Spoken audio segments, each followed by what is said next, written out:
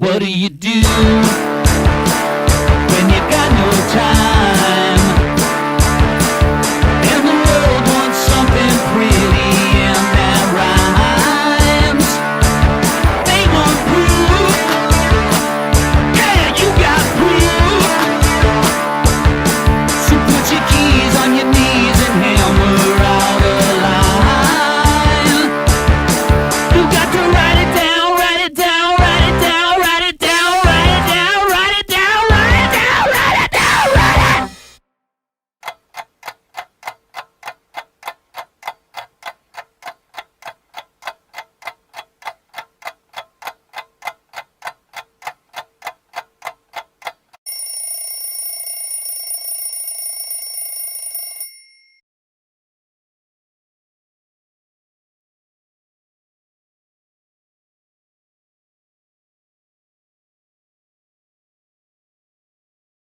An office cubicle farm.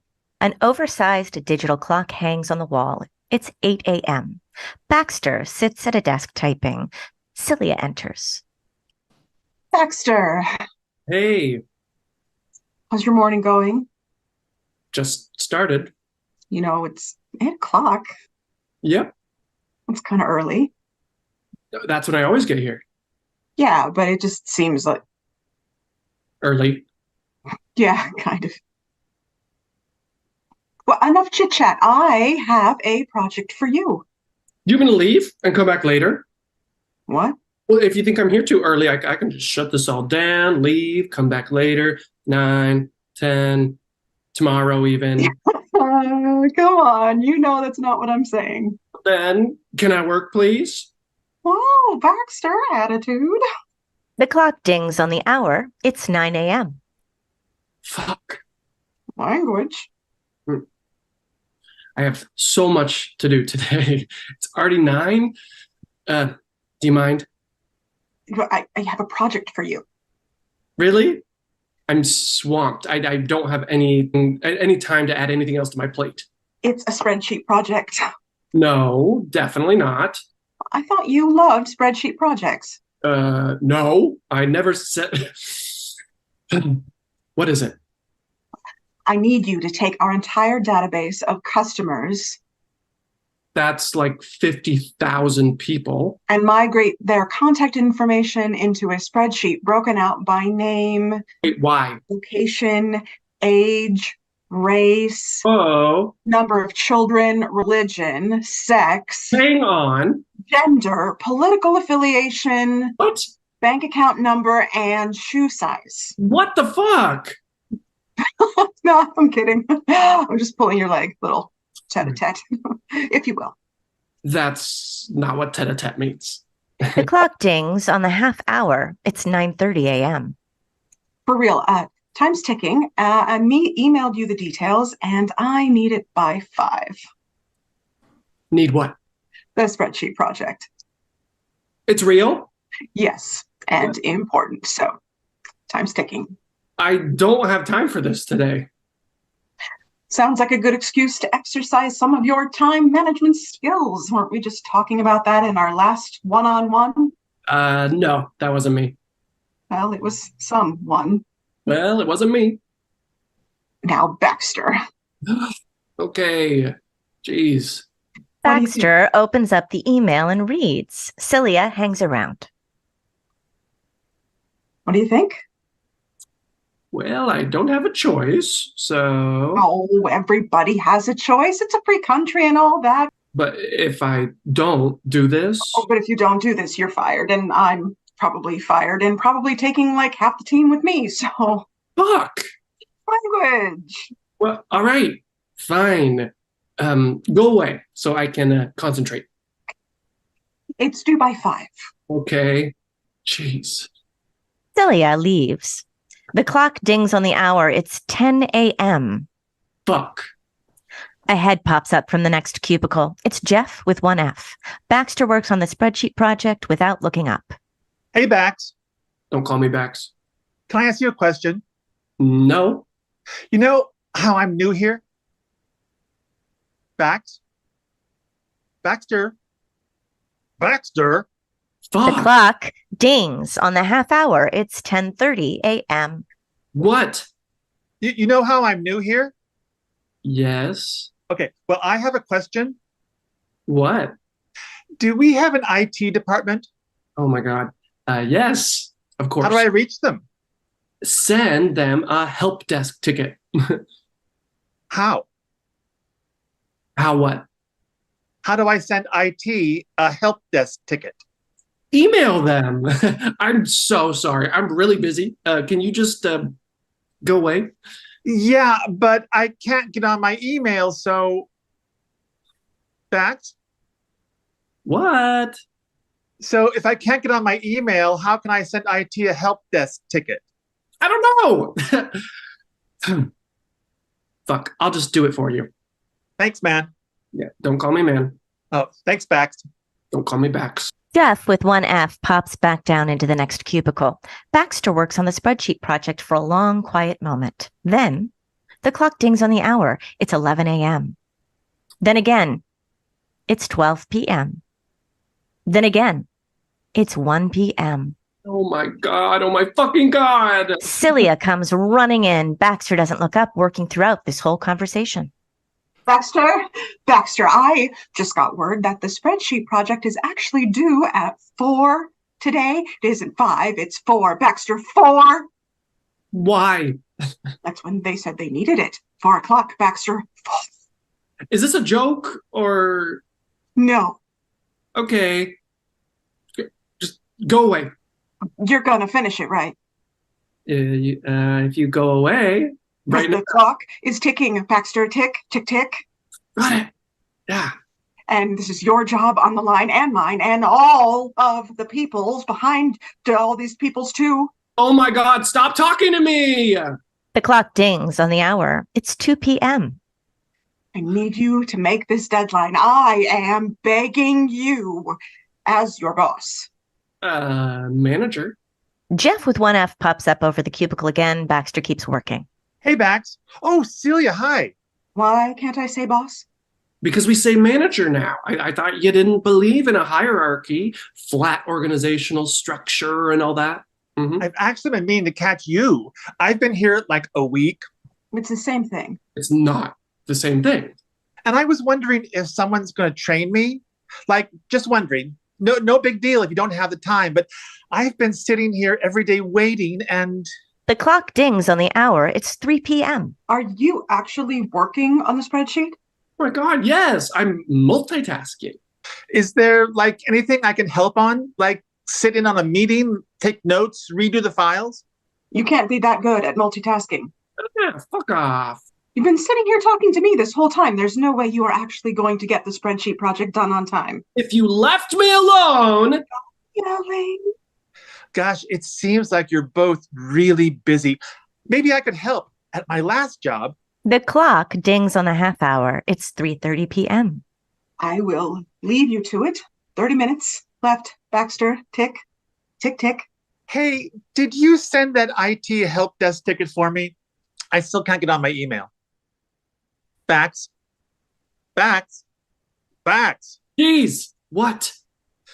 Want to get a coffee with me? No. That's rude. Jeff with one F pops back down.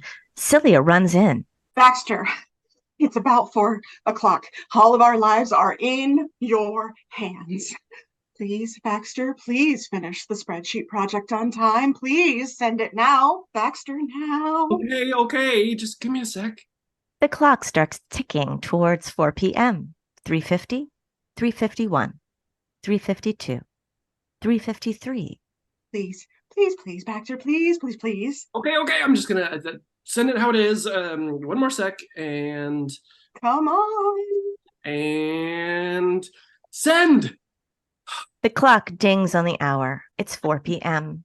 They both sigh with relief. Then the clock flashes off. Then Baxter's computer turns off. Then all the lights shut off. Uh-oh. Jeff pops up holding several disconnected cords and cables. Hey there.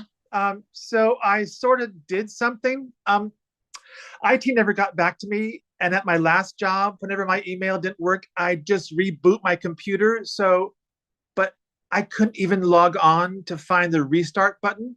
So I thought I'd just unplug it and then plug it back in. And I wasn't sure which one went to the computer. So I just sort of pulled all of them. Anyway, it seems that this one goes to that clock up there. And this one goes to maybe your computer. Whoops, sorry about that. And these ones go to like everyone else's. And I also turned off all the lights. Not sure how I did that, but here we are. Did my email send? I'm so sorry, Bax. Oh, fuck. Okay. Baxter.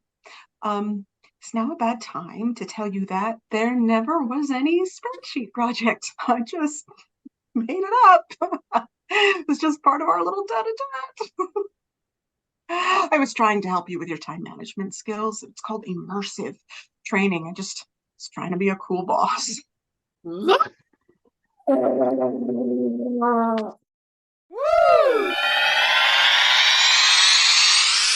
We're on the same page. Like we're finally part of the place we grew up loving, with salt water and dead flesh.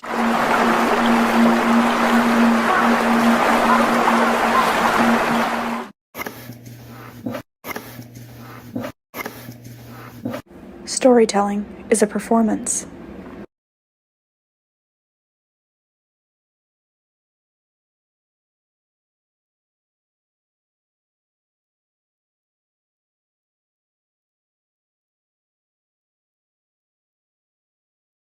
Bradley is in the driver's seat, stoically driving. Abe is in the passenger seat, fast asleep. The car suddenly goes haywire and starts hurtling down the highway at 100 miles per hour. Bradley attempts to control the car. What the? The car finally slows. Oh, and once again, I am almost killed by the whims of human emotion. What the hell did you do? Me? You're the only other person in the car, and my 100 miles per hour moment happened years ago.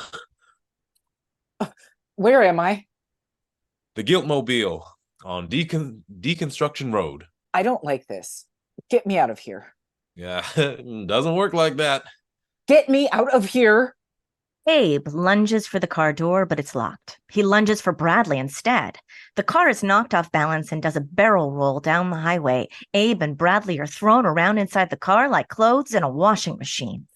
The car rights itself up and continues to go down the highway like nothing has happened. Bradley and Abe are covered in blood, but they are also totally physically fine. Son of a bitch! I'm sorry. I shouldn't. I should be. I need to be a man. I can't let my emotions control me. Right on. You're not the only evangelical losing your faith. Your pain isn't any special. We're all on our journey down Deconstruction Road, okay? So get a hold of yourself. Doesn't mean it feels any less lonely. It's supposed to be lonely. Faith is too personal. We can't compare and contrast notes all the time with our fellow ex-evangelicals. It's limiting. I've heard of this place. Never thought I'd end up here, though. Oh, we all have. It's the boogeyman the adults warn us of. It's if you leave the church, you'll lose your anchor, a ship without a rudder on the high seas of enemy. You will be living for yourself, which is like living for nothing. You are lost forever on the Guiltmobile, hurtling down Deconstruction Road. It's like Bigfoot, but it's real and in your mind. Did you lock the car door from inside? No. Believe me, I want to get out of here too. And I've been attempting to for a while. I know there's a way out. I know there's an end to this particular road, but the thing is, I don't know when. And I don't know where. Just gotta accept it's gonna be for the long haul. Like Odysseus or the Israelites wandering the desert for 40 years. What did you do? Does it have to do with sexual sin? Oh, so that's why you're here? Are you a homosexual? Did you have sex before marriage and now you can't reconcile your faith with your horniness? I wanted to prove to myself that I was a man. What are you going on about? You keep saying you want to be a man, but if you're a man, you're a man. You know what I'm saying? What did you have to prove? That you could piss the farthest distance? That your piss arch was the highest? I wanted to prove my manhood by being able to engage in sexual intercourse, and I'm not a homosexual. All right. I'm bisexual. The same thing. Oh, it's different. Yeah, I guess so, but I'm sure the guilt is still comparable to that of the homosexuals. I just assume most people I end up with in the guilt mobile are homosexual. And 45% of the time, I'm right. I was disgusted at first. Like, come on, if you're going to defect from the church, do it in somewhat noble reasons and not because you want to engage in gay debauchery. And don't get me wrong, I'd say the same thing to the heterosexuals too who defect because they're horny. Horniness is a plague. But you know what? Sometimes you all are funny as hell. I was hoping you would be one of those funny gays. I cannot tell if you're a homophobe or not. Abe crawls into the back seat to establish some distance, curling into a ball and starting to weep. Oh, will you stop crying if I told you that people have gotten out? Oh my God, you're a child. I'm 25. Were you homeschooled or something? You have that vibe. Yeah. Well, sorry to hear that. Tell me more about how people get out. Yeah, at some point, they reach a breakthrough. The car door temporarily unlocks. They fling out the car as it's still moving, skidding on the pavement, getting all bloody and shit. But it happens. How long did it take them? I don't know. 10 years, 2 days. Time isn't real. I'm an ex-pastor, so I assume it's going to take me a while. I've got a lot to parse through. A lot to unlearn. I assumed. You've got that Pentecostal preacher gift of gab. Kind of like my father. Oh boy, you a PK? Yes. Okay, a lot is starting to make sense now. My dad's a head pastor at an Assemblies of God megachurch in the suburbs. I was just a small town pastor. You know, I once heard the saying, if God is your father, then your father is God.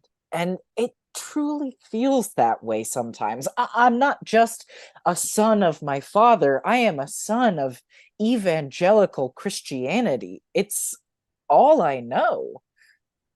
I can't just abandon my father. I cannot interpret the world in any other way.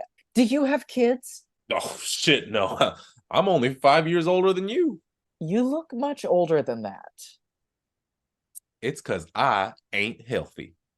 The car starts spinning in circles. It makes Abe and Bradley really dizzy. This isn't Bradley's first rodeo, so he simply screws his eyes shut.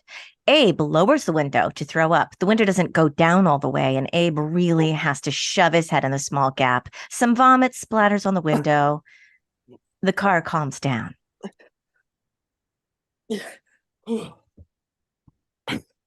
Funny that you just threw up.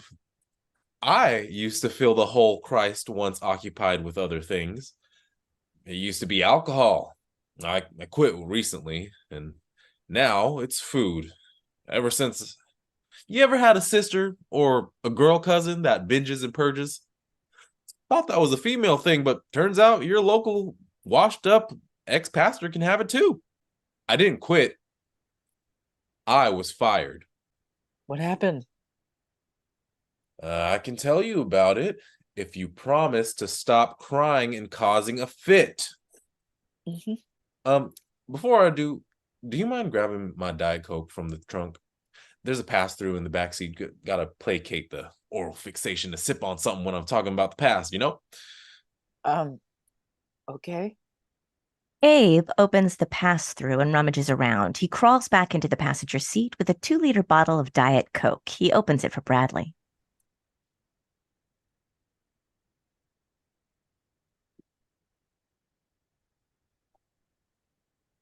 Uh, want some? Oh. Anyway, I was hired as music pastor at the local church, straight out of Bible college. One thing I was good at, other than my gift of gab, was singing and playing the guitar. And suddenly I had a lot of power and responsibility for how young and inexperienced I was, you know? The women were flirting with me. I was being invited to play with the local bands because I wasn't just another crusty old pastor. I was cool and good at what I did. I got a little arrogant. The V's in my V-neck t-shirts were getting deeper as the days went on, but music pastor, which is just a worship leader with some extra duties, it doesn't pay well at all. And I was broke. So I started stealing money from the offering plate every Sunday. I was discreet at first, filched $1 or $2 here and there, then started stealing $5, $10, $15. It wasn't even that much money in the grand scheme of things, but it happened over 6 years. And eventually I took too much, and I did get caught. And the head pastor fired me. And I also had premarital sex with a keyboard player who was married. Oh. Turns out they found out about my embezzling ways because Becky found out, and she ratted me out to the head pastor. So I ratted out Becky as an adulterer. It's a small conservative town. Word spreads. None of the other churches wanted to hire me. I was too messy. And the thing is, I had no other skills and no money to move and start anew. So I moved back in with my parents. But all things considered, I fared much better than poor Becky. She was called all sorts of nasty names. It was made out like it was her fault that I turned out like this. She didn't steal any money, you know? It takes two to tango, but Becky, I'm just as much of a bad man. And I tried to reach out to her to apologize, but she's not replying. I didn't even think she lives in the town anymore. I don't even know if she's alive. She just disappeared. Women always get it worse in situations like this. It's unfortunate. I did a lot of reflecting while sitting alone in my parents' place, you know. I wondered long and hard about what even compelled me to go to Bible college in the first place. Did I love God, or did I love attention? Felt like a damn imposter. Like everything I worked for was for false aims. I did try going back to a church a few towns over just to see how I would feel. And I listened to the pastor drone on and on about something or other, and all I could see was a flawed human up on the pulpit telling people what to do. And I hated that bastard. I didn't even know the guy, and my heart was immediately filled with hate. And I knew it was because I hated myself. I walked out of the church before service was even over and beelined right to the nearest bar. I drank and drank and drank till nothing mattered anymore. Damn it. I didn't mean to get so deep into my story, but once I start, I can't seem to stop. I ain't throwing myself a pity party, though. What's past is the past. Fucking hell, I'm not gonna lie now. I'm curious about your story. But don't go all blubbery on me now, you hear? So, what'd you do, PK? Your pa must make good money for a pastor, right? He could bail you out for some stuff if necessary. Yes, I did grow up pretty comfortably, I must admit. But I never got caught. And I never did anything illegal in the eyes of Washington state law. You smoked marijuana. Sorry. Why are you apologizing to me? I don't know. But you did stuff with men, huh? I tried to. It didn't quite work out. And I tried to do things with women too. That didn't work out either. Sometimes I wish I could be normal. You're too young for erectile dysfunction. No, it's not that. Would you believe me if I told you that I was actually a lot more serious in middle school than I am now? I used to never cry. Really now? My family was so front facing in the community that I was afraid to have strong emotions. And I got really good at internalizing everything at a young age. And it did feel nice to hear people at church praise me for being so mature and smart for my age. I didn't have a normal puberty, the one with strong emotions. My emotions felt so muted, and my sense of sexuality was almost non-existent. I think the only emotion I was able to feel strongly was fear. As I grew up and as I realized that I wasn't straight, I did feel a sense of emasculation. People always called me mature, but they never called me strong or good looking. The girls avoided me. The boys didn't include me in their friend group because they thought I was weird. And I had a hard time making friends with people outside of my church bubble because I simply didn't interact with them much. I was homeschooled my whole life. And then I went to a private Christian college. I'm a sheltered child. I decided that I should have some balls, try some things out, you know? Be a man. The car starts to increase its speed. I went on a few dates with women, some secular, some from church. I had my first kiss with a different pastor's kid named Eunice. She was very nice, but even more paranoid than me. I offered to do more than kiss with her, maybe some hand stuff. And she got really angry with me. And I was angry with her for being angry with me, which I regret now because the same thing happened to me with a man, but I was in Eunice's shoes. And I really liked the guy. I think I got my heart broken. What happened with this guy? He was my coworker at the grocery store. He was the first out gay man I was ever friends with. I had so many questions for him. And I told him I was a recently out bisexual man, and he was very receptive. He was an ex-Catholic too. So we had some conversations about religion. I didn't tell him I was a pastor's kid though, and maybe I should have. I felt very hard for him, and we went on a few dates. He invited me over to his house one time, and then we were about to do things, and I had a terrible panic attack, started hyperventilating, and The car jerks violently. It slows down. You don't have to talk about it if you don't want to, especially if you're gonna cry. No, it's okay. He has some trauma with dating religious men from when he was still in the Catholic Church, and he told me he didn't want to see me anymore. If I was able to have sex with him, maybe he would still continue to see me. My view of sexuality has been warped pretty bad. Sometimes I think I want to have sex, have that sense of FOMO about being an adult virgin. But then when I get the opportunity to have sex, my body just kind of shuts down. And I don't really have a traumatic experience like my coworker. I feel utterly abnormal. Maybe I'm asexual. I don't know what that is. I wrote a poem. Do you want to hear it? Not really. I wish you could let this stray dog in. You may not be the destination, but I'm still barking. My thoughts an unpredictable mutt. I could rush you, teeth into flesh, or I could settle myself on your lap in the crook of your arm. And either way, there would be a sense of connection. You've had too much experience. I've had too little. I've had too much life.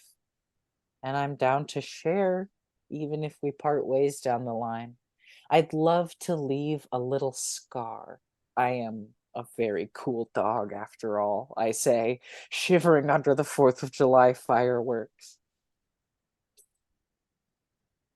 Are you okay? Do you want to switch? I can drive. God, I'm so tired of feeling like shit. You listening? Get me out of here.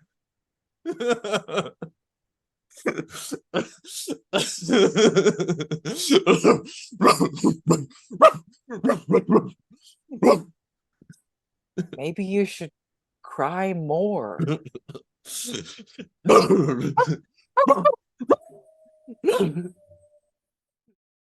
Hi, this handbook is for you. Maybe not, but probably you picked it up after all.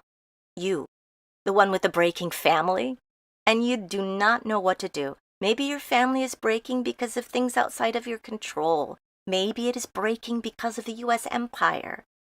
Maybe it's breaking because of you.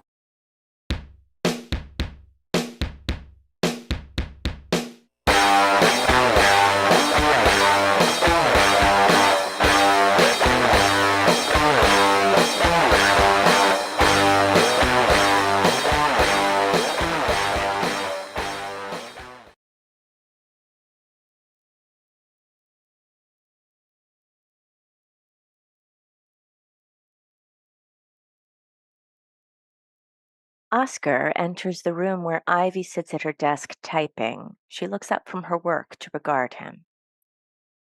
I kissed Noelle. What's that? I kissed Noelle. She's in love with me. And you came here to tell me this? I came here because I'm being followed. They're surveilling me 24/7. So that must be very hard for you. I could feel the guy tailing me, so I hid around the corner to wait for him, and suddenly we're face to face. It's like he didn't know what to do with himself. So I took a cigarette out of my pocket and he dutifully lit it, and then I went on my way, and he continued to follow at a distance, same as before. Sounds more like a personal assistant than a spy. If he were my assistant, he'd leave me the fuck alone, but he's following someone else's orders. Well, maybe you should do yourself a favor and stay in one place for a while. That's not possible. The moment I stop moving is the moment I'm confined again. I can feel the walls closing in on me already. I told you from the beginning, you're an intelligent woman who understands my philosophy. Yasmin, on the other hand, is simple and uneducated, but her character is well suited for the wife of a revolutionary. I cause her much grief, but I love her deeply. The same as I love you. The same as you love Noelle, right?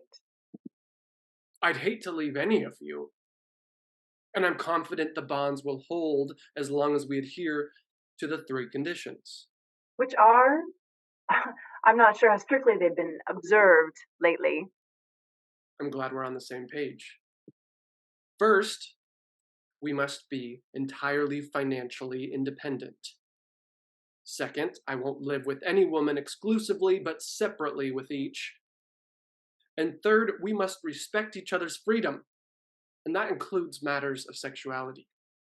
Well, that's very convenient for you, but when there's only one of you and 3 of us, how can I be assured that things will remain fair? Fair. I have many friends, but none of them ever complain about unequal friendship. It's all based on goodwill and winning freedom. The same should be true for us. In that case, I'll have to ask you to observe my 3 conditions as well. And that would be? The promise you made our first night together. Don't tell me you've forgotten. Ivy gets up from her desk and moves towards Oscar. I told you then that marriage has no value to me. After observing my older sisters with their husbands over the years, this much is clear. Marriage can't ensure women's happiness. And since I don't believe in marriage, I was able to be with you all this time without feeling guilty toward Yasmin or even thinking about her at all. But in return, I vowed that all my decisions would be my own, that I wouldn't conform to anyone else's desires. Ivy moves away from Oscar and sits on the bed. So what are you getting at? That the situation with Noelle is somehow different from that of Yasmin? No, I said the same thing when you were just with Yasmin. Okay. I get it. So what was the promise? I asked you to keep our relationship a secret, and you agreed.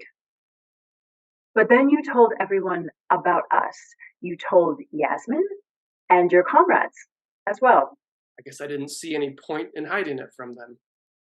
That way they wouldn't disturb us and we could see each other freely. Oscar sits down on the bed next to her. Ivy leans her head on his shoulder. Freely. How can you have free love without openness? You're just afraid of the rumors, aren't you? I don't care about that or what anyone thinks about us. We can't change the thinking of those still attached to notions of monogamy. That's why we keep it a secret. Sure, except they already know about it. So isn't it a moot point? You don't care about rumors, so just ignore them. Someday the rest of the world will catch up to us, and if they attack us for our values, we'll defend ourselves.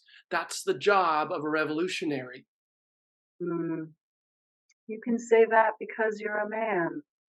Ivy tries to run her hands through Oscar's hair, but he pushes them away. So what are you suggesting? Give in to social mores and hide in the shadows? Do you think there's freedom in the shadows? No. But I'm a woman. Okay. Say we respect your 3 conditions. You also said that you didn't want children. That's your choice, of course. I guess that's the 2nd condition. And the 3rd? Just the other day, a comrade of yours told me that I should leave you. He claims you're working as a government spy, that you sell out to anyone when you're in need of money. And what did you say to that? Well, I said that spy or not, he's the one I love. Oscar walks toward the door to put his coat on as if to leave. Are you going back to Yasmin? You're going to the hotel, aren't you? To see Noelle. When I kissed her, she was out of breath. I could feel her tremble in my arms. Don't leave. I have something to show you. Ivy walks over to her desk and removes an object from the drawer. She takes off the leather sheath, revealing a large shiny blade. I decided to kill you. 6.5 inches. I bought it in Little Tokyo yesterday. Ivy waves the blade in front of Oscar's face as he stands. She places the knife under his chin.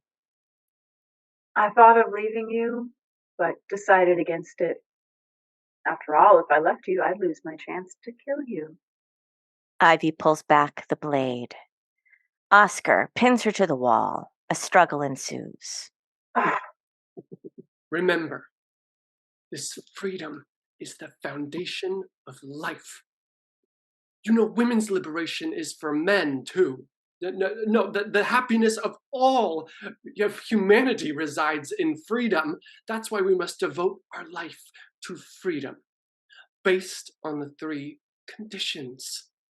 There's a knock at the door. Ivy grabs the blade and retreats into the adjacent room. Oscar opens the door to find Noelle. I couldn't find the keys to the hotel room. Silly me. It appears I forgot to give them to you. Ivy suddenly emerges from the other room, knife in hand. When you're with me, you're all mine, right? That's one of the conditions. You're certainly free to think so. You can keep the keys. See, who do you love, really? Do you even know what love means? To capture someone's heart and monopolize it? That's how Oscar and I are. We belong together. I don't believe it's possible for one to possess another, and it's anathema to our fight for liberation. I make $20,000 a month for my work as a journalist. I'm the one supporting Oscar and Yasmin. How do you think the two of you can afford to traipse around town and stay in fancy hotels? We always talk about free love and financial independence, but it's all a sham. They say you can't buy love, but with my money, I can buy the soul of a revolutionary. Don't pay any attention to her. She gets off at spouting all this bullshit. I've come here to break up with you. So you're going back to Tony, huh? It's unexpected. No, I'm leaving him too. I've decided to live alone. I don't want to rely on you or anyone else. When I was 18, I ran away from an arranged marriage and the old traditions that came with that. Tony was a poet and progressive politically, so he seemed to be the antidote to all that, but I soon found myself trapped in the same traditions. It's one thing to escape. It's another thing to know what to do when you get out. That's exactly it. But how can you know what you're getting into until you escape first? Admit it. You pretend to be fixated on Oscar, but it might as well have been anyone. You wanted to try on new shoes, but you barely take a step in them and they're covered in mud. There's mud everywhere. We're all covered in it. I admit that I may have used Oscar as a springboard. I just wanted to untie the knot that was binding me. But by untying that knot, you untied them all. I'm pregnant. Noelle turns abruptly and leaves, closing the door behind her. What? Oh, I bet she's still hiding somewhere. That's it. Our story is over. Oh, she must be hiding in those bushes over there. We're done here. Do you hear me? I heard you. But you were the one who espoused free love. I just did as I was told. But I can't take it anymore. I'm not sure what else I'm supposed to do. So you're claiming that my theories failed? If so, it's because they had to. And you're claiming that my egoism ruined everything. That's what you're trying to say, right? Free love is within reach. One day, couples will be able to make love with no concern for money or property. We were so close. That's not your theories that have failed. It's the revolution itself. It's you. You've failed. But somehow you can't see that. You set this trap. You use the trap of free love to escape from yourself. But the more we three women struggle, the more entangled we become. Noelle has never worked a day in her life. She took over your position as editor. You call that not working?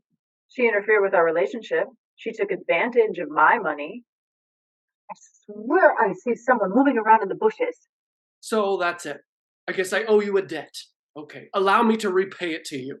Oscar reaches inside his coat and pulls a thick wad of bills from his breast pocket. You want money? Look, there's plenty of it. You know how I got this? He was right. You are a spy. It's not spy money. I threatened the Minister of the Interior. He's so terrified of revolution, he'll give me anything I want. And now, it's all yours. Oscar throws a handful of bills in Ivy's face. She trips and falls to the floor, dropping the knife in the process. Take your money back. And now, you're a stranger to me. Oscar moves abruptly toward the door to leave. There's a sudden knock. Noelle, she came back. Oscar cautiously opens the door to reveal two men in street clothes and sunglasses. Oscar Sakamoto. You're under arrest for terrorism and racketeering. The two seize the unresisting Oscar by either shoulder and drag him out the door. Ivy lays on the floor, covered in money. I don't know about you, but I think Ryan Gosling is a really good actor. No, I did not see Meg 1, and I think that's totally fine. The Little Drummer Boy as a song, as a concept, is nonsense. Scary, hairy, weird, Jesus wept.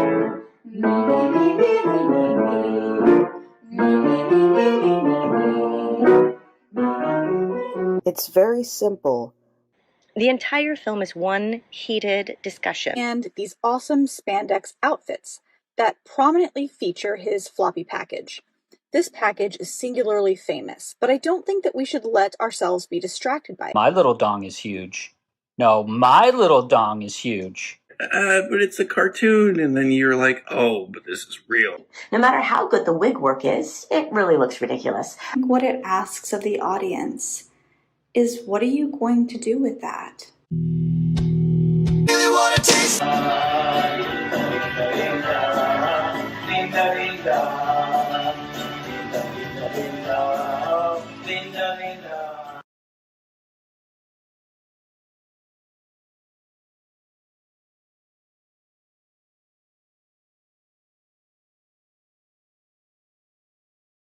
Joshua and Constance are lying asleep next to one another.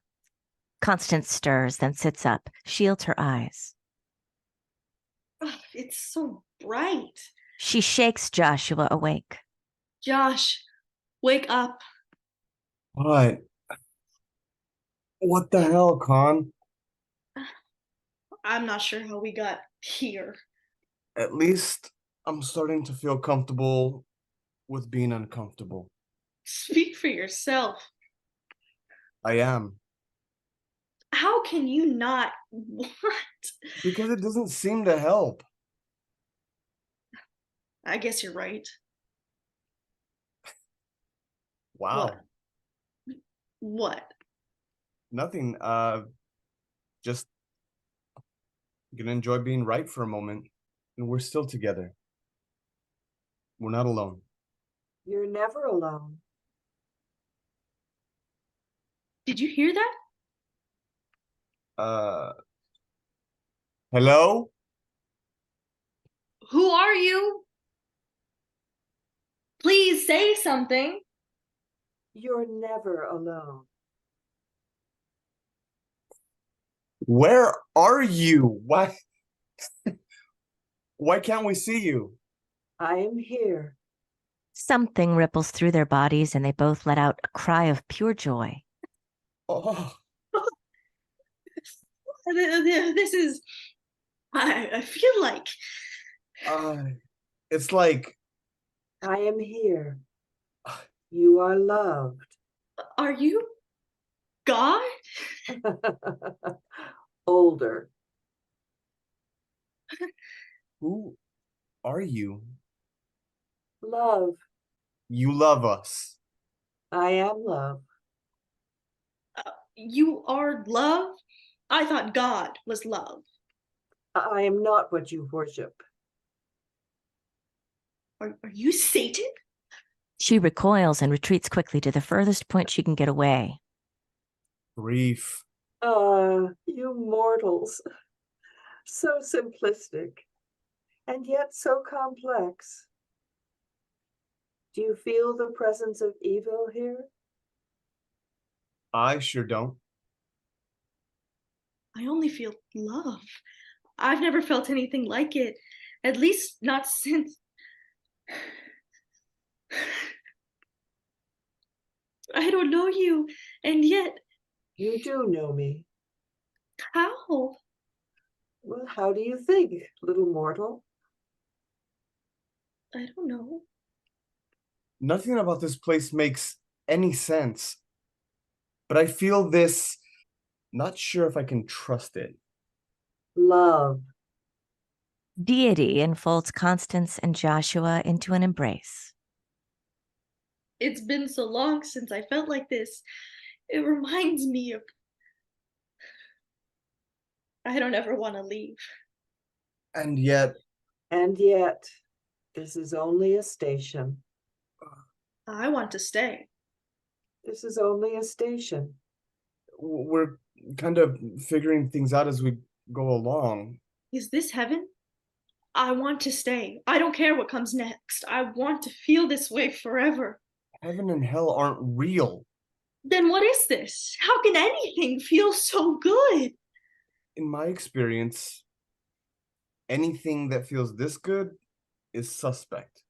That doesn't even make sense. Go if you have to. I'm staying here. So you don't care if I just Leave you? For someone who has abandonment issues. This is only a station. And it's probably a test. I'm tired of these tests. We never know if we've gotten them wrong or right. It's so confusing. I want it all to stop. I want to stay here. You don't mean that. This is only a station on your journey. I'm done with the journey. But isn't everything a journey? You just let me go? I don't care. You have to care. I can't leave you here. Why not? It's not like we're anything to each other but traveling companions at best. Wow. Sorry, but it's true. Is it though? There's gotta be some reason why we're traveling companions at best. You want to weigh in here? There are no coincidences. See? That could mean a million things, and I'm so tired. So you're just going to give up? What's so wrong with that?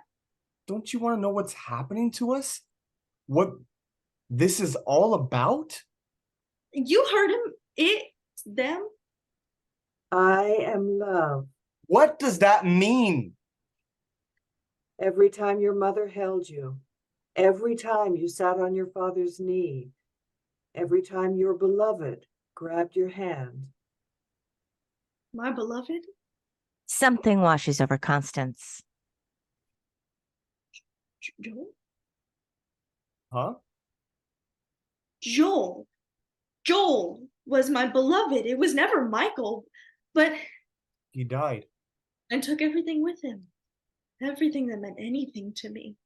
Oh, little mortals, so fragile, so precious, but obtuse. Obtuse? Come on, Con. Again, something washes over them. What? Oh. How can this be? I remember you. This can't be real. Joel? I don't know how. I can't explain. That time we ran away, playing together as kids, and Further back. I'm a sculptor, and you're my muse. We're dancers in the ballet. I'm following you through a dark forest to make sure you're safe. How is this possible? How am I all these people and How am I Joel? I'm Josh. Oh, little mortals, you allow the petty trappings of the material world to obscure the truth. What truth? Like the earth's cycle of seasons. The trees lose their leaves and regain them. The snake sheds its skin and finds a new one underneath. we die and are born again? Reincarnation? Oh, mortals have many lives, but a soul has two halves. I lost mine. I lost my other half. Joel was the other half of my soul. I was always searching for something better to come along and never did. Because you never showed up. Until now. Until now. Joel. Joel. They hold each other for a moment. Then Joshua breaks free. So, we're dead then. We're dead and reuniting after 100 years apart. Is that it? This is only a station on the journey. No. Come back. Constance. Where did you go? Come Constance. Back. What? We don't need it. Them. But it's us. It's about us. Joshua takes her hand. Us.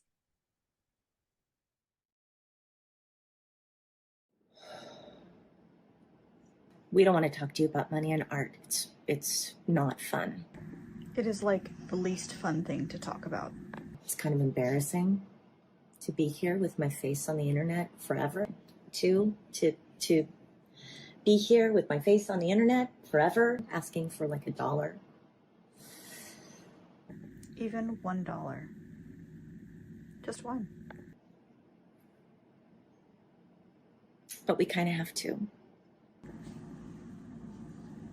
We kind of have to. We aren't trying to meet a $10,000 or a $100,000 donation goal. We don't get paid a living wage for making this art. Look, even if I can't really afford it, if I need it, I will buy myself a fancy coffee drink or a treat just to get through the day. We are trying to make art that is engaging and art that adds value to your day. When you show up with us and you engage in our art, we appreciate it endlessly. That alone is amazing. We're really glad you're here. We still have to ask you, please pay what you can. So many people are struggling, and if you're struggling, we don't want to make that harder for you. If you can't offer anything, it's okay. We're still so glad that you showed up. Taking care of yourself is the right choice. If you can, though, we have a suggested donation of $5. We'd be thrilled for any kind of contribution. Unfortunately, we do need the money to keep making beautiful art and supporting our local playwrights, musicians, and artists who volunteer their time to create these productions. Even though we ask for a low amount, that's not what we think this production is worth. $5 is not what we think this story is worth. We think it's worth more than a latte, more than most of the movies on Netflix and Amazon. We put our hearts and minds into it. We worked hard. We really did. We're asking you to pay what you can, if you can. Please pay what you can. Every little bit helps keep us going. Even $1. Even $1.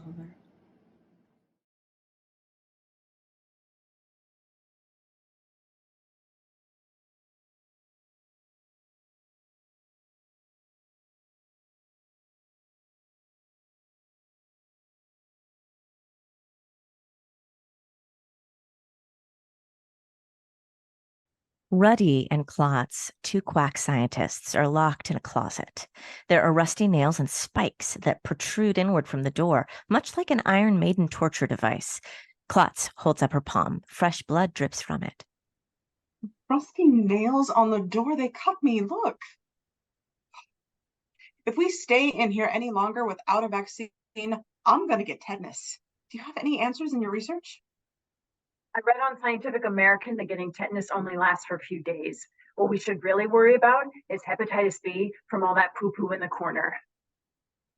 Well, if you save it for more than a few weeks, it'll ferment and you can store it for an antidote. Really? It's true. You save that thing that gave you Hep B, and then you lock it in a fermenting jar for 3 weeks and 2 days, and naturally produces antidote to Hep B. Wow. Bodies are amazing. But are you sure you have tetanus? Not every rusty nail has the bacterial infection that causes tetanus. You don't know. Oh, I bet you're cramping.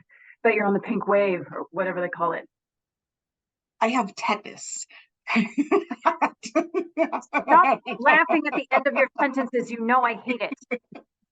I'm not laughing at the... You're going to make you sound like a mad scientist, which is disrespectful to the practice you and I have as a scientific community. You'll understand when you're older. How long can we live without food? Maybe I'm cramping because I'm hungry. Could we take a break and get some moon crustables and come back? And the antidote will ferment while we're gone, and we can have some soft peanut butter and grape jelly moon crustables. 6 weeks. That's how long. Wait, what? What will I understand when I'm older? Oh, the time has passed, sweetums. The science of time is something I still don't understand. We've been here for a week, or has it been 20 minutes? Are we going to leave? No. My butt hurts from sitting for so long. 168 hours is too much time to be in one position. Still don't know the answer to the... A cat flap opens in the door. A bottle of water is pushed through. Klotz tries to get out through the cat door, but is stopped by Ruddy and the person outside, who stomps on her hands. The cat flap closes. If you don't let me out... We still don't have the antidote. I can't believe you'd abandon me like that. Oh, I need to stand up. My body is imploding. Stop yelling. No, I'm not yelling. Your face hole up. Klotz shoves Ruddy, whose arm is stabbed by the nails protruding inwards from the door. I'm sorry. I'm sorry. I'm sorry. It might not ferment all the way, but it could ferment some of the way by now, you know, like a little bit. I don't know. Maybe there is a way. Just try it out. I don't want you to die. You shoved me. You made me angry. You gave me tetanus. You said you so yourself that nails might not have tetanus. They're just rusty, and that's all that I have. Or I could get the new kind of sickness going around, the one that came from radioactive cows. Atomic hemorrhoids inside your body. That's what I heard it feels like. No, that's not real. Yeah, how do you know? Tell me how you know. Oh, if we go, then we could figure out how, you know. No, it's never coming for us. A needle and syringe filled with glowing pink liquid is fed through the cat flap. Klotz and Ruddy instinctively try to escape through the kitty door, but someone on the other side stomps on them. The kitty door is then locked back up tight. On the needle and the syringe is attached a note. What does it say? Decide who dies. Can I see it? Your cut, can I see it? Can you lick it? Your tongue makes my blood less afraid of death.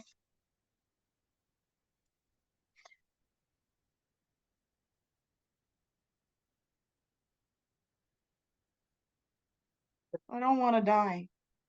Okay. Okay, what?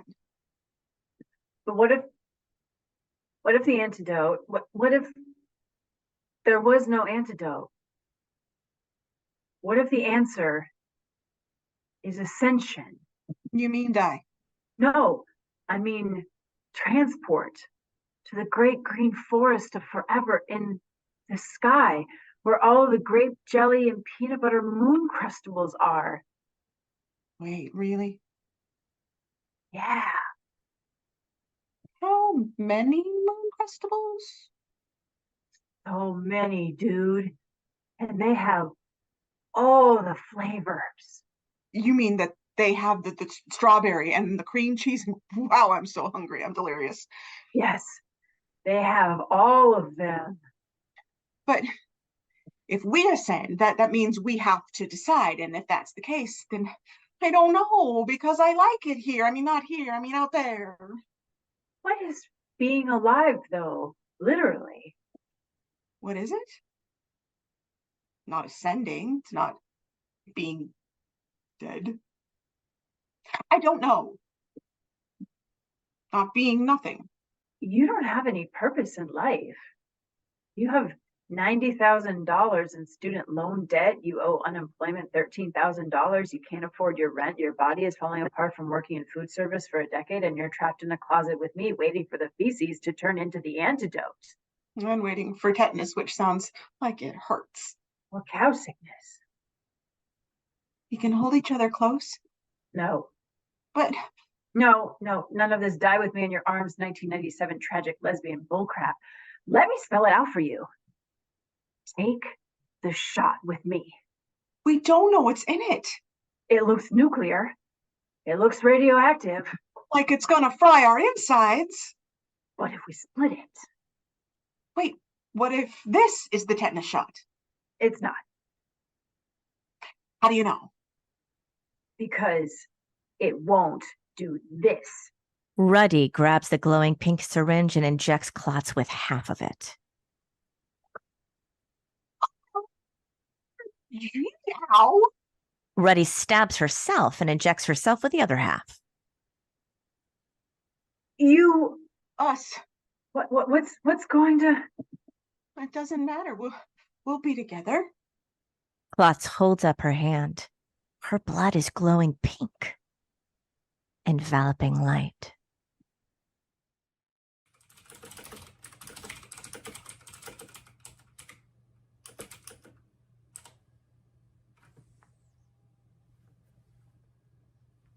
Proofs? Proofs. Proofs. Proofs. Proofs? Proofs? Proofs? Proofs? Proofs? Proofs? Proofs? Proofs?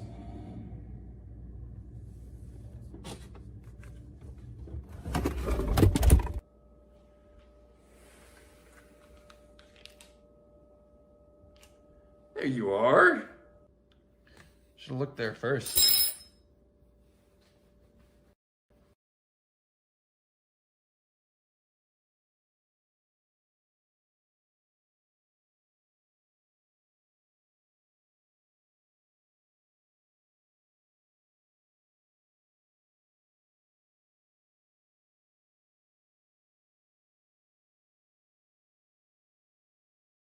In the lab late at night, Flack and Berenbaum are likely the only people in the building, not including a lethargic security guard. Berenbaum is curled into herself, digging her pencil into her paper as she notates chemical formulas, drawing long protein chains across the bottom of the paper. Flack taps an entry into the logbook and looks up at Berenbaum. Dr. Berenbaum? Dr. Berenbaum? Doctor? What? I have a problem. I have a problem. I heard you. What's your problem? Since you need my permission to speak, apparently. There's a discrepancy here. Or the opposite. This data set is weirdly consistent. Huh. Huh? The data looks nuts, Doctor. What's nuts about it? I'm looking at these caterpillar weights, and these are from April. Look at this batch. 2.5 grams, 2.75 grams, 3 grams exactly. Mm-hmm. And the weights increase in the same way, 2.5 up to 3, 2.75, 3.25, 3 to 3.5. It's all... What are you saying? I've just never seen data so exact. The caterpillars I've been weighing are all over the place. Huh. You know, I joined the project right after this. So you did. Is it possible? Why don't you ever say what you mean? My degree is writing on this project, Doctor. My wife's life is riding on this project, Black. Your wife's corpse, you mean? Excuse me? Your wife doesn't have a life. She has a body. You have her body in that freezer. Don't point. I have to work next to your wife's cryogenically frozen corpse all day. I'll point wherever I want. How dare you? How dare you? You might not care about the butterflies, but I do. Of course I care about the butterflies. Don't patronize me. Oh, you just think everything's about you, don't you? You can't possibly imagine that I have more important issues to attend to than your data and your butterflies and your integrity. You cannot honestly sit there and tell me you don't care about data integrity. You don't believe that. You don't know me, Flack. You don't care that the data set is compromised? I reject the assertion that it's compromised. Because you're the one who compromised it. And how did I do that? Are you really going to pretend that these numbers are correct? They've been recorded, haven't they? These caterpillars were all just these exact weights, yeah? Exactly 3 grams? You haven't weighed a caterpillar that was exactly 3 grams? Of course I have, but that... No. But that's not the point. And you have terrible difficulty in getting to your point, Flack, I must say. My point is, Doctor, that you have altered this data. I would never do that. But you have. There's no way these numbers are correct. Whether they are correct or not, I haven't changed them since they were recorded. But you recorded them wrong. And if I've made a few mistakes in weighing or measuring, that's going to nullify your doctorate? If you've made mistakes, Doctor, you've made these numbers up. That's not a mistake. That's fraud. You're gonna tank this whole butterfly project and take me down with you. Listen, Flack. No, listen to me. There is not a scientist in the world who cares enough about caterpillar weights to dig through the entire data set looking for discrepancies. There is not a scientist in the world who hasn't at least considered. What? Blatant fraud? It's not fraud, Flack. Those numbers are from April. Those butterflies are dead. Whether the numbers are accurate to the gram or not, there's no way to know. Accurate to the gram? You're fucking with me. If someone looks at the data from April, it's gonna be obvious immediately that something is wrong. It was obvious to me. If you're worried that someone's going to suspect you of foul play. Suspect you of foul play. If you're worried, Black, you're more than welcome to take a closer look. Double check my work. What are you saying, Doctor? I can't possibly remember all the data I've recorded over the years. If some of it looks wrong, you can make it look right. I am not going to participate in this miscarriage of science. You'd rather miscarry your degree? Don't threaten me. How long has it taken you to get this far? How many hours have you poured in? How much money? I'm not going to change the numbers for you. I'm not asking you to. You're the one who thinks they look suspicious. Dr. Barenbaum, this is coercion. I'm not making you do anything. You're going to let me fail. If you fail, I fail. If you look suspicious, I look suspicious. You start saying the numbers are wrong and they'll come into my lab and poke around and I swear, if they find my wife, if they take her from me, your failed degree will be the least of your problems.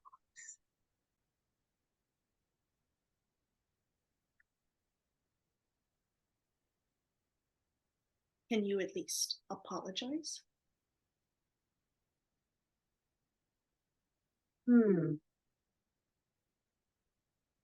No.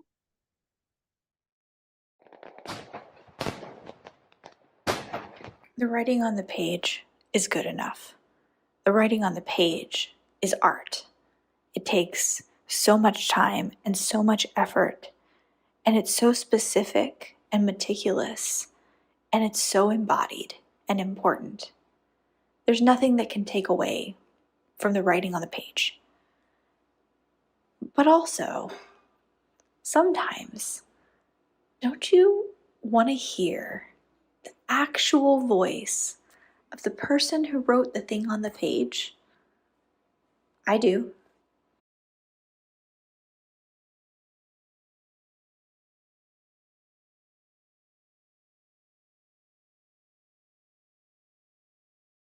A restaurant, a nice restaurant, one you'd expect to have a dress code of some kind. Waiter stands at a podium welcoming diners. Guest enters and approaches. Good evening. Welcome to Fine Dining. How may I help you? Oh, Yes. Do you accept walk-ins? we do. And do you have tables available this evening? We do. Splendid. Table for one, please. I apologize. We cannot serve you at this time. What? We cannot serve you as things currently stand. You can't. We cannot. Am I not dressed well enough? No, you are dressed plenty well. Do I not look like I can afford the food? I have no doubts about your ability to pay. Do you have some kind of personal vendetta against me? No, I certainly do not. Then what the hell is it? You are actively on fire. Guest looks at their sleeve. It is true. Oh. Well, it appears that I am. That you are. Interesting. Interesting is one word for it. Well, I don't see why that gives you the right to deny me a table. Do you not see how that might be a problem? Not in the slightest. It isn't quite safe. Here, I can get some water. No, I am not thirsty. I'm hungry. I would like to eat. The water would not be to drink. It would be to extinguish the flame. Oh, I see. So please, excuse me a moment while I go get some water. Whoa. Who do you think you are? I'm sorry. I said, who do you think you are, assuming that I want you to put out my fire that belongs to me? Your fire? Yes, my fire. It isn't exactly your fire now, is it? Does it not hurt? It doesn't exactly tickle.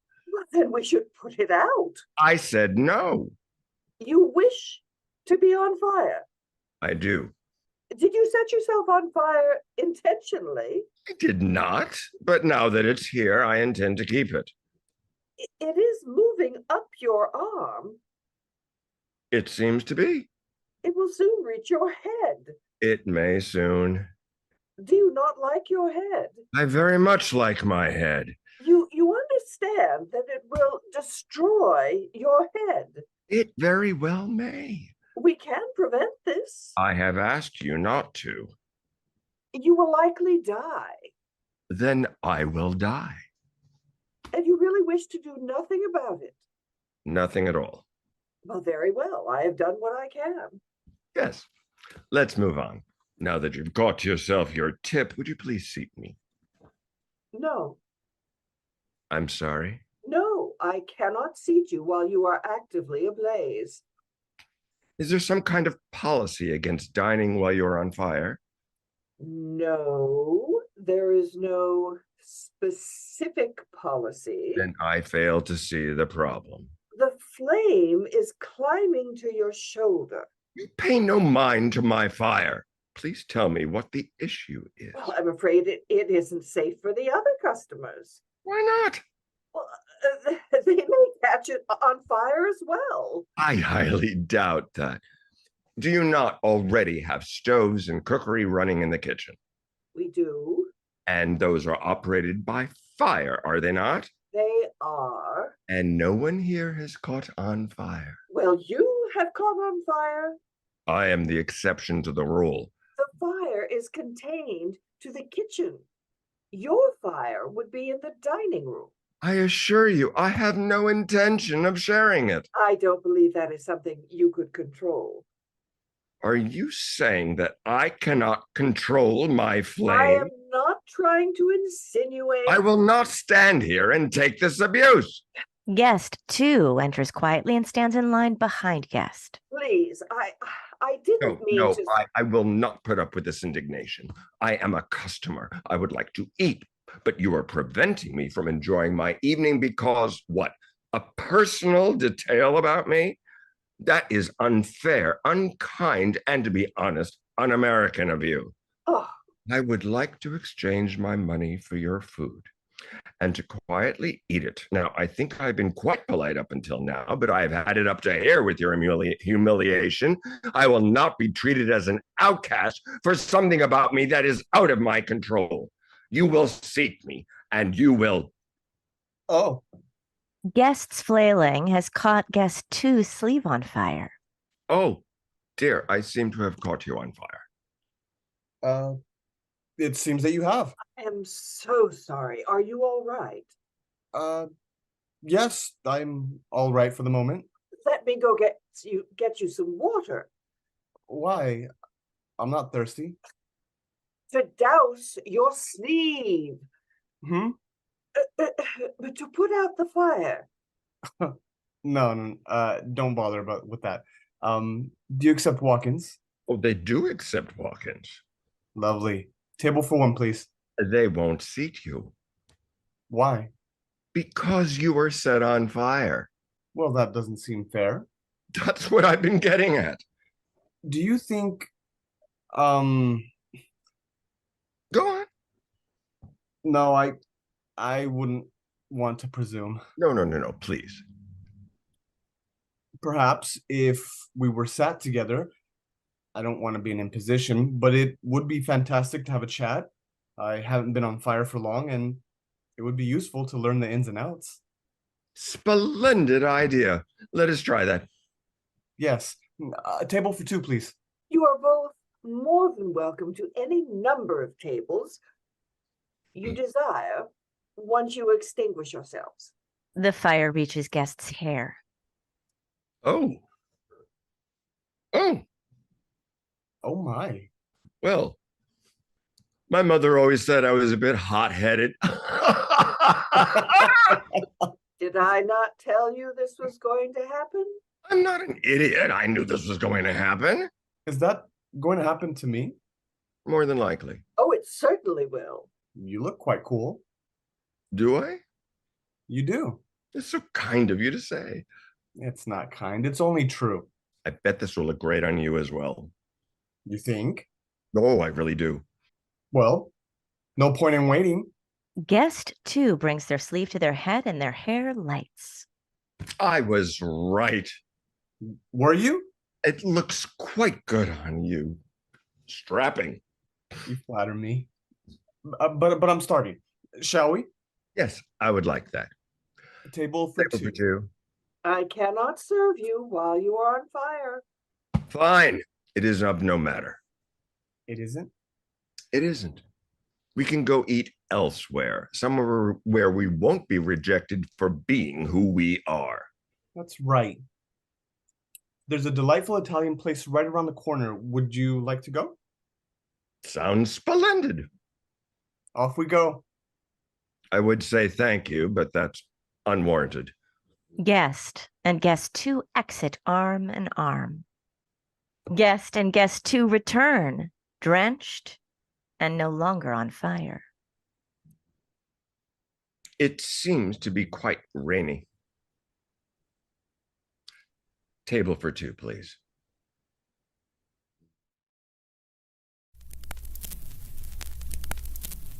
When your hands start cramping, you've done a good day's work. When the letters on your keys are blurry and your knees hurt, what you gonna do when the Red Bull is drinking you? You're thinking about your bed, but the